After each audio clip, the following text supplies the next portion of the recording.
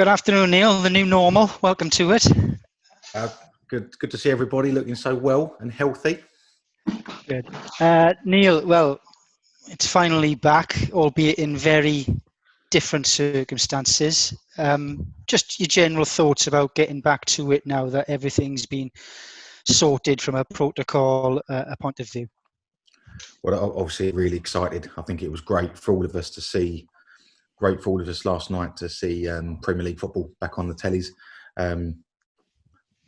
It seems to have been a long time without a game, but then since we've come back in, Sunday seems to be coming around really quickly to the fixture.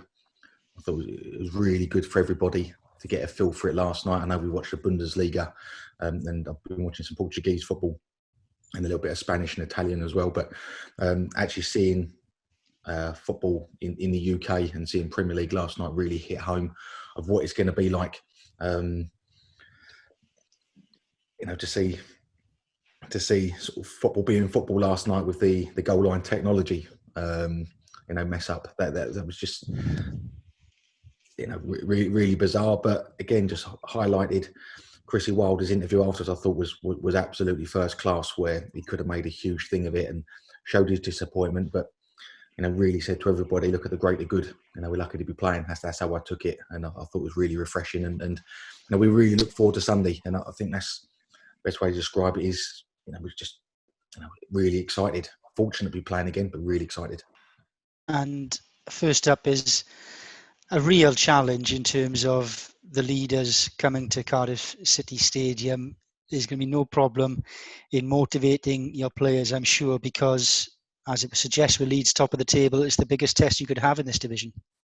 It is, yeah, and 37 games, you roughly you are, barring a point or two.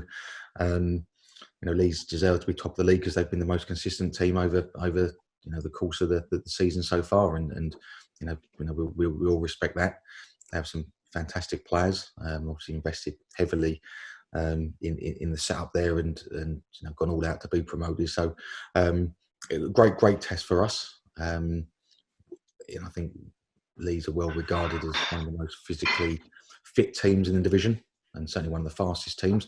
So a challenge for us immediately with that, and we look forward to it. But if you want to start afresh and look to build, then sometimes you want to put down a marker. And if we can play to our capability and be at our best, the new best of what it might be after sort of over 100 days without a game, but perform well on the day, then we've got a chance to put down a marker for the rest of the season. What's the bigger challenge, Neil? Is the bigger challenge the opponent that you're facing, or adapting to what is going to be a very, very different environment? The Cardiff Leeds fixtures, I'm sure you're aware, normally hallmarked by the atmospheres, both home and away. All of a sudden, that's all gone. And you've used Cardiff City Stadium as a real fortress. You look in the Bundesliga and home advantage seems to have disappeared. It does on current viewing and the stats from the Bundesliga. It certainly does. Since my time in charge, the derby against Swansea was a great experience personally, and I think for the magnitude of the importance of the game, it was a great occasion. But barring that, it's been Leeds away has been the best game with the best atmosphere, and supporters were terrific that day, as I thought Leeds were as well, and showcased two big clubs at the level, and to not have that support, it's clearly benefiting the home team or favouring the away team in Germany. What the effect's going to be here until we get going, until we see a couple of 4 rounds of fixtures to know what the outcome's going to be. Like I've mentioned already, we're fortunate to be back on the football pitch. The players are looking forward to it. The challenge of a lack of build-up time, yeah, but same for everybody. The answers to all the questions are going to be answered over a period of time, aren't they? Maybe not this weekend, maybe not next week after Preston for us, but certainly 9 games time. It's strange because about a month ago there were so many unanswered questions about football's return. Certainly there was people uncomfortable about football coming back, but ultimately it's here now. And has it refocused the fact that in 9 games' time, you could have sealed a position in the playoffs. Promotion to the Premier League is still an opportunity there for you to grasp. Well, it is, and that's always been, I think, the focus of me and my squad and the staff, and probably the whole club. At difficult times, away from football, not just for in working life, but for family life as well for everybody. Clinging on to the thought process of, well, we're in a great position in the league, and we have got an opportunity, and we look forward to get back playing again. Has been a saviour for us. And a focal point for the chats that I've had with the players and the staff on Zoom and over the phone, and also since we're back in the training ground. The players have been focused in training. They've wanted to learn, they want to develop, and we want to develop as a group. We know it's going to take a period of time and transfer windows as much as just time, but we all want to improve and be better. And I can't praise the players enough for that. Again, how prepared we are for Sunday. We'll only know at probably 3:00 Sunday afternoon once the game's finished. You mentioned preparing for Sunday. Is there anyone out of contention in terms of fitness, not just injuries, but perhaps haven't been able to respond to that lack of preparation time or adjust to that lack of preparation time? Yeah, well, I've mentioned a few players already that are going to be a little bit short of match fitness or carried knocks. I'm not going to say too much now going into the game and give too much information away for the opposition to be able to prepare for us. We are relatively in good health, and we know there's a couple of players that are coming back to fitness that have been out a long time that hopefully can play some part, and that'd be important for us. You said that you watched the games last night in the Premier League. Obviously, you would have seen a very poignant tribute at the start, not only to the NHS and those who've lost loved ones during this pandemic, but also the Black Lives Matter tribute. I know that you said you were going to discuss it with your squad. Is there anything you're doing as a club, as a squad on Sunday? Yeah, well, we're going to. I think it was, again, it's only my opinion, but it was great last night to see a collective of players and staff taking the knee before the games. We're a powerful industry that carries a lot of weight in society, and clearly in government as well, with all the good work Marcus Rashford's done. It is an important message that we can hit home with, and I think that decision, a lot of it lies with the players and what they want to do.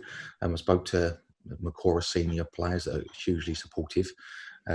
We are planning on doing a couple of bits at the weekend, which I'm sure Mark will release at the right times.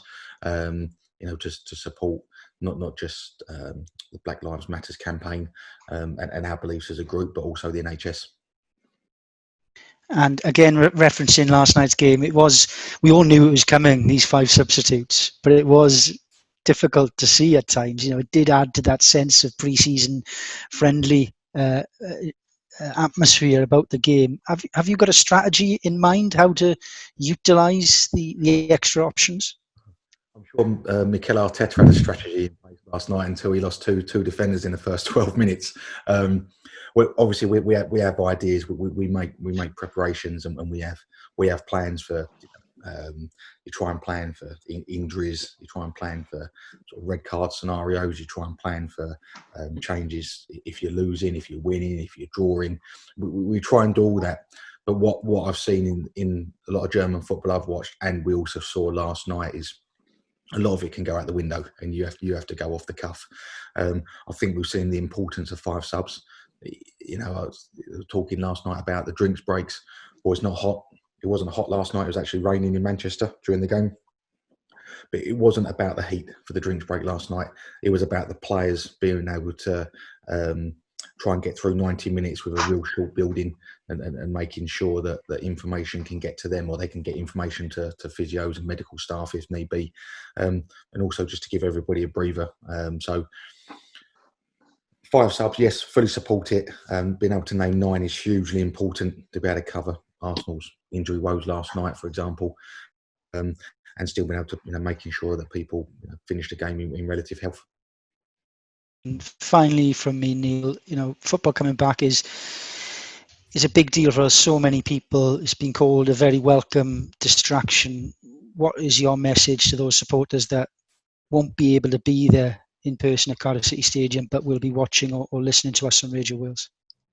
Well, I think there's certain clubs in the Championship that rely in some ways on their fan base being at the ground to create that atmosphere. And we're certainly, again, in my opinion, one of those clubs. But they can't be with us at the moment. And put the messages out that please stay at home and watch the games rather than come to the stadium.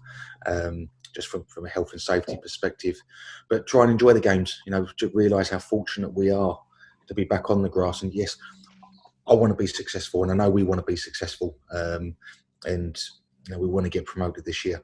But the bigger picture is we're lucky to be back on the grass and back on the pitch. Enjoy watching it with your families. Enjoy those moments, those special moments, and hopefully we get the right result, a positive result to be able to give you some cheer. Hey Neil, we spoke when you got back to training and the excitement that you and the players had. I'm just talking about over the last few weeks, obviously watched the Bundesliga, even last night, a couple of players pulling out with some niggles. Has the excitement turned into perhaps a little bit of apprehension about what the future in these next few weeks in terms of fitness hold? I don't think from the player's perspective, because I think that always happens to somebody else when you're a player. From my experience, my perspective, I never worried about getting injured, because that was always somebody else. So I think individuals cross that when they get to it. As a manager's perspective, yeah, like I said, Mikel Arteta last night, I felt for him on the sideline losing 2 players. Strategies to make subs, there's 2 opportunities to be able to make the subs as well as losing 2 of the 5 players. It goes out the window. We have got the odd niggle in the squad, and everyone will because you've had to push a player so hard, so quickly, that there are going to be fallers along the way in the nicest possible sense. We can just take one game at a time. We've literally been taking one training session at a time, planning a week in advance, but taking one session at a time with who's available. And a couple of managers and players have interestingly said about in normal circumstances, they'll have players in the week who train out of their skins, but on the weekend, sometimes they just never find that kind of form in during the week. Do you think some of your players might find it, either they suddenly shine on a Saturday or hide a little bit depending on the circumstance? Have you seen that? Well, again, it's not something that's been discussed at the moment. I've played with players and that have been very good in training, very good in the 5-a-side, very good in training games on a Thursday when you play 11v11 for 15 minutes, but then not so good on a Saturday. What mentality-wise, physicality-wise, we don't know. But yes, I've seen those players, and the question that we're really saying is that going to affect my players now? I don't know. If it is, I hope it's for a positive. Do some of the players really get themselves up for a Saturday game because the opposition fans, being the pantomime clown, for example, in an opponent's stadium? Yeah, I've played with players like that, and people that play their heart on the sleeve and respond to crowd noise and the reactions of crowds. I think that's going to be the biggest thing. He's not having that reaction. Hopefully for us, it becomes a positive more than a negative. But again, until we start, we don't know. And what's the one thing you're looking forward to most? I know the pre-match routine's probably changed a little bit, but what's the thing you can't wait for? Winning the game, because being a football manager, that's what you work for. Winning games of football and being successful. I've had some really tough conversations with my players over the last 3.5 months at different spells, which obviously I won't go into for privacy reasons. And just seeing the group being back on match day, seeing them out on the grass, knowing they're doing what makes them happy and what makes their families happy, and them being able to do that puts a smile on the face of not just 30 or 40,000 Cardiff City fans watching the game, but millions, hundreds of millions of people around the world. That's the biggest thing for me, is knowing that we're part of something, that we've got an advantage to be able to boost everybody at difficult times, and just proud to be part of it, privileged to be part of it.